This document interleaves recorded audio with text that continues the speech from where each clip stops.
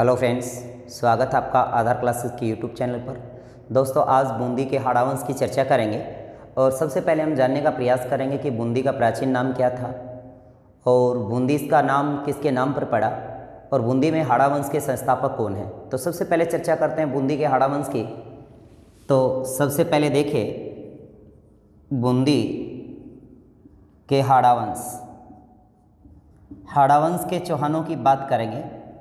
तो सबसे पहले हम बात कर लेते हैं बूंदी का प्राचीन नाम। यस, बूंदी का प्राचीन नाम। जी, बूंदी का प्राचीन नाम वृंदावती हुआ करता था। बूंदी का प्राचीन नाम क्या था? वृंदावती था। और इसी वृंदावती का नाम बूंदा मीणा के नाम पर बूंदी पड़ा और इस क्षेत्र पर अधिकतर क्षेत्र पर हाड़ावंश का राज होने के कारण ये क्षेत्र हाड़ौती कहलाया। और इस बूंदी के हाड़ौती वंश के अंदर हाड़ावंश के जो संस्थापक रहे हैं, वो देवा उर्फ देवी सिंह रहे हैं। देवा उर्फ देवी सिंह। इस देवा उर्फ देवी सिंह ने 1241 के ईस्वी के नज़दीक बूंदी के इस क्षेत्र में हाड़ावंश की स्थापना की। तो सबसे पहले हमें जानने की जरूरत पड़ जाती है कि बूंदी के जो हाड़ावंशी शासक देवा या देवी सिंह थे, ये कहाँ से बिलोंग करते थे। जी, सबसे पहली बात आपको ये याद रखनी है कि नाडोल के चौहान वंश के वंशज रहे हैं। दूसरी बात, ये मेवाड़ के बम्बावदा के सामंत भी रहे। साथ ही साथ इन्होंने बूंदा मीणा को हराया। बूंदा मीणा का मूल नाम जैता हुआ करता था और इस बूंदा मीणा को हरा करके बूंदी में हाड़ावंश की स्थापना की। तो इन्होंने बूंदा मीणा को हराकर हाड़ावंश की स्थापना की। हाड़ावंश की स्थापना की। अब इस देवी सिंह ने अपने जीते जी ही 1243 ईस्वी को अपने पुत्र समर सिंह को राजपाट सौंप दिया। तो इनके बाद इनका जो पुत्र हुआ है वो समर सिंह हुआ है। समर सिंह को इन्होंने 1243 ईस्वी को अपना राजपाट सौंप दिया। अब 1243 के बाद समर सिंह ने काफ़ी वर्ष तक राज किया। फिर इनके दो पुत्र हुए हैं। एक का नाम जैतर सिंह था और दूसरे का नाम नापू उर्फ नारपाल हुआ करता था। तो सबसे पहले हम जैतर सिंह की बात करते हैं। जैतर सिंह ने कोटा में गुलाब बाग और कोटा दुर्ग की स्थापना की। साथ ही साथ ऐसा माना जाता है कि इन्होंने कोटिया भील को हराया और बूंदी का ये क्षेत्र पुनः अपने अधीन कर लिया था। इन्होंने कोटिया भील को भी हराया था। कोटिया भील को हराया। इसके बाद हम बात करते हैं नारपाल अर्थात नापू की। कहते हैं नापू के काल में मेवाड़ के क्षेत्र सिंह ने बूंदी पर अपना अधिकार जमा लिया था। तो इस नारपाल उर्फ नापू के काल में बूंदी पूर्णतः मेवाड़ के अधीन हो गया था। तो यहाँ से अच्छा क्वेश्चन बनता है ये कि नारपाल के समय बूंदी मेवाड़ के अधीन हो गया था। मेवाड़ के अधीन हो गया था और उस समय मेवाड़ के जो शासक हुआ करते थे वो क्षेत्र सिंह हुआ करते थे। कहते हैं कि इसी नारपाल के बाद उनके पुत्र हामू उर्फ हल्लू या हमीर राजा बनते हैं, उन्होंने पुनः इस बूंदी के राजपाट को पुनः प्राप्त करने का प्रयास किया। तो अपन बात करते हैं इसे नारपाल के बाद इनके पुत्र हल्लू अर्थात हामू या हमीर, ये शासक बनते हैं। तो कहते हैं कि हालू या हमू या हमीर ने पुनः अपने बूंदी के राजपाट को प्राप्त करने का पूरा प्रयास किया और इसी दौरान उनका राणा लाखा के साथ युद्ध होता है और राणा लाखा उस युद्ध में हार जाते हैं। जब राणा लाखा इस युद्ध में हारते हैं तो राणा लाखा एक प्रतिज्ञा लेते हैं कि जब तक मैं बूंदी के राजपाट को मिट्टी में ना मिला दूँ तब तक अन्न जल ग्रहण नहीं करूँगा। तो कहते हैं कि ऐसी प्रतिज्ञा पूरी न होने वाली थी, तब राणा लाखा ने अन्न जल त्याग दिया। सामंतों ने सोचा कि भाई इस प्रकार से तो इनकी तबीयत बिगड़ जाएगी, तो उनकी तबीयत को देखते हुए सामंतों ने उनको एक सलाह दी कि साहब हम ऐसा कर लेते हैं कि भाई एक मिट्टी का दुर्ग बनाते हैं और उसके ऊपर आप आक्रमण करना, उसे मिट्टी में मिला देना, फिर आपकी प्रतिज्ञा भी पूरी और आप अन्न जल भी ग्रहण कर लोगे आपकी और आपका स्वास्थ्य इससे ठीक रहेगा। तो राणा लाखा ने इस बात से हाँ कर दी। फिर एक मिट्टी का किला बनाया गया और उसका सेनापति राणा लाखा की सेना के एक सैनिक थे जिसका नाम कुंभकर्ण था।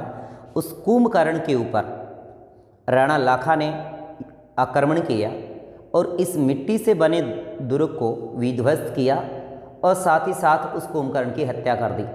तो राणा लाखा ने अपनी प्रतिज्ञा भी पूरी की और अपनी प्रतिज्ञा को पूरा करके अन्न जल ग्रहण किया। ऐसा हल्लू के काल में हुआ था। तो एक बात तो ये, किसने राणा लाखा को हराया था? राणा लाखा को हराया। और राणा लाखा को जब हराया तो अभी अपने बात हुई है कि राणा लाखा ने जो प्रतिज्ञा ली थी उसको पूरा करने के लिए एक मिट्टी का दुर्ग बनाया। काल्पनिक बातें हुई सारी की सारी, और क्योंकि स्वयं हल्लू को तो नहीं जीत पाया, पर सामंतों के कहने पर उन्होंने एक मिट्टी का दुर्ग बनवाया और उसके ऊपर फिर आक्रमण किया, कुंभकर्ण की हत्या की और फिर अपनी प्रतिज्ञा को पूरा किया। अब इस हल्लू के बाद जो शासक बनते हैं वो थे जी बरसिंघाड़ा। बरसिंघाड़ा, इसके बाद जो शासक बनते हैं वो बरसिंघाड़ा हैं। कहते हैं कि बरसिंघाड़ा के एक समय महमूद खिलजी ने 3 बार आक्रमण किया। किसने? महमूद खिलजी ने। महमूद खिलजी ने 3 बार आक्रमण, 1449 में पहली बार आक्रमण किया, 1449, फिर 1453 और 1459 ईस्वी को। महमूद खिलजी ने बरसिंघाड़ा पे 3 टाइम जो आक्रमण किया, उसमें अंतिम समय 1459 को जब आक्रमण हुआ तो बरसिंघाड़ा उस युद्ध में मारे गए। और बरसिंघाड़ा के 2 पुत्र थे, 2 पुत्र, और दोनों पुत्रों को महमूद खिलजी अपने साथ मांडू ले गया। मांडू ले जाकर उनका धर्म परिवर्तन करवाया गया और उसका नाम चेंज, उन दोनों का नाम चेंज किया। एक का नाम समरकंदी रखा, एक का नाम उमरकंदी रखा गया। एक का नाम क्या रखा गया? समरकंदी, और दूसरे का नाम रखा गया उमरकंदी। ये बात थी बरसिंघाड़ा। और बरसिंघाड़ा के बाद कहते हैं कि बूंदी का राजवंश पूर्णतः से समाप्त हो गया था। फिर इसके बाद एक शासक हुआ है जिसका नाम सुबुद्धू था। सुबुद्धू ने इसको प्रयास किया दोबारा जीतने का, पर उसके भाई ने उसका विरोध किया। 1453 की बात है, 1483 के समथिंग ऐसा माना जाता है कि सुबुद्धू ने जब उस पर बूंदी पर पुनः अपना अधिकार जमाया तो उसके भाई ने विरोध किया। उसी दौरान अकाल पड़ गया। अकाल पड़ गया, अपने भाई से परेशान होकर के सुबुद्धू वहाँ से पहाड़ियों में चले जाते हैं। कुछ समय बाद उस सुबुद्धू का पुत्र नारायण राजा बनता है। जब नारायण राजा बना तो अपने पिता के अपमान का उन्होंने बदला लिया और अपने चाचा की हत्या कर दी। अब देखिए अपन सुबुद्धू की चर्चा करते हैं।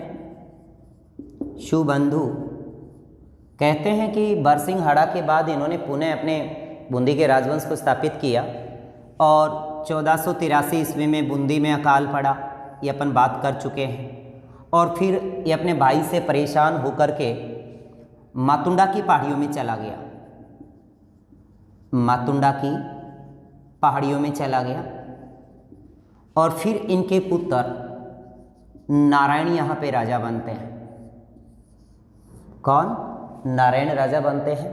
कहते हैं कि नारायण ने अपने पिता के अपमान का बदला लिया और अपने चाचा की हत्या कर दी, और जहाँ पर इनका युद्ध हुआ चाचा भतीजा का, वहाँ पे एक तलवार का निशान है।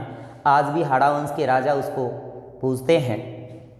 तो नारायण के बाद इनका पुत्र आता है सूरजमल हाड़ा। सूरजमल हाड़ा। तो थोड़ा सा पहले नारायण के बारे में चर्चा करें कि नारायण के भाई था जिसका नाम था नरबत सिंह। नरबत सिंह, और नरबत सिंह की एक पुत्री हुआ करती थी जिसका नाम करमेती बाई था। इतिहास में ये कर्मावती के नाम से जानी गई है, कर्मावती। तो कहते हैं कि इसी नरपत की पुत्री कर्मावती का विवाह नारायण ने राणा लाखा के साथ, नहीं, राणा सांगा के साथ करवा दिया। राणा सांगा के साथ इस कर्मावती का विवाह होता है, और ये कर्मावती दो पुत्रों को जन्म देती है। एक का नाम विक्रमादित्य था और दूसरे का नाम उदय सिंह था। तो कह सकते हैं कि विक्रमादित्य और उदय सिंह का जो ननिहाल है वो बूंदी ही है। इसके बाद सांगा की एक पुत्री थी, और सांगा की पुत्री का जो विवाह होता है इस सूरजमल हाड़ा के साथ हो जाता है। सूरजमल हाड़ा के साथ होता है। तो आप लोग सोच रहे होंगे कि भी कर्मावती की तो बेटी नहीं थी। नहीं जी, राणा सांगा की दूसरी रानी की एक पुत्री थी, और उसका विवाह सूरजमल हाड़ा के साथ होता है। अब इस सांगा के 4 पुत्र थे। सबसे बड़े बेटे का नाम भुज, दूसरे का रतन सिंह, और तीसरे का विक्रमादित्य, और चौथे का उदय सिंह। ये तीसरा पुत्र था, ये इसका चौथा पुत्र था। तो एक इतिहास में मोड़ भी आता है। राणा सांगा ने जब खानवा का युद्ध लड़ा, खानवा का युद्ध 18 मार्च 1527 ईस्वी को, तब उस खानवा के युद्ध में इस नारायण ने सांगा का सहयोग भी किया था। परंतु ऐसा माना जाता है कि जब रतन सिंह शासक बनते हैं तो रतन सिंह का इतिहास कुछ मोड़ खाता है। आमेर के एक शासक हुए हैं, आमेर के शासक, जिसका नाम पृथ्वीराज था। पृथ्वीराज, पृथ्वीराज की एक पुत्री थी, और उस पृथ्वीराज की पुत्री से इस रतन सिंह ने चोरी छुपे विवाह कर लिया था। कहते हैं कि ना तो रतन सिंह ने अपने पिता सांगा को ये बात अवगत करवाई, और ना उसकी पुत्री ने ये पृथ्वीराज को अवगत करवाई। तो कहते हैं कि जब टाबर ब्याह साउंड हो जाए, जो पृथ्वीराज भी सोचो कि भैया अपने टाबर को भी ब्याह थया कर दियो जावे, तो इस पृथ्वीराज ने इसका विवाह सूरजमल हाड़ा से कर दिया। अब देखिए, थोड़ा सा अगर हम इतिहास के पन्नों में इनकी बात करें तो रतन सिंह का और सूरजमल का भी एक रिश्ता है, जिसमें जीजो साला का है, ये इसमें जीजा है, ये इसकी साला है। तब कि एक की बात यहाँ पे देखिए कि इसके साथ उन्होंने चोरी छुपे विवाह किया था। बाद में यही सूरजमल हाड़ा की वो रानी बन जाती है। तो कहते हैं कि कर्मावती ने इस बात को सूरजमल हाड़ा को अवगत करवा दिया कि इसकी विवाह तो रतन सिंह से हुआ है। और उसके पीछे का रीज़न भी है कि सांगा की मृत्यु के बाद और रतन सिंह राजा बन जाता है, जबकि कर्मावती चाहती थी कि मेरा पुत्र विक्रमादित्य राजा बने। उसने जफर से भी सहयोग मांगा था, परंतु इसी बात से उसने सोचा कि ऐसे तो बनने वाली नहीं है, सूरजमल हाड़ा के बीच और रतन सिंह के बीच ही विवाद खड़ा कर दिया। अब कहते हैं कि सूरजमल हाड़ा और रतन सिंह के बीच एक आपसी रंजिश बन जाती है, रिश्ते में दरार पड़ जाती है। तो सूरजमल हाड़ा और रतन सिंह एक बार अहिरिया खेलते हुए दोनों के दोनों लड़ते हुए मारे जाते हैं। वैसे देखा जाए तो सूरजमल हाड़ा की ये कर्मावती चचेरी बहन भी है, कर्मावती चचेरी बहन भी है। जबकि इतिहास में अगर हम बात करें कि ऐसा कई बार पूछा गया है कि राजस्थान के इतिहास में ऐसे कौन से 2 शासक हैं या कौन सा शासक, बूंदी का ऐसा कौन सा शासक है जो एरिया खेलता हुआ मारा गया था। आगे के इतिहास में चर्चा अपन कल की क्लास में करते हैं। मिलते हैं दोस्तों ब्रेक के बाद। All the best, thank you.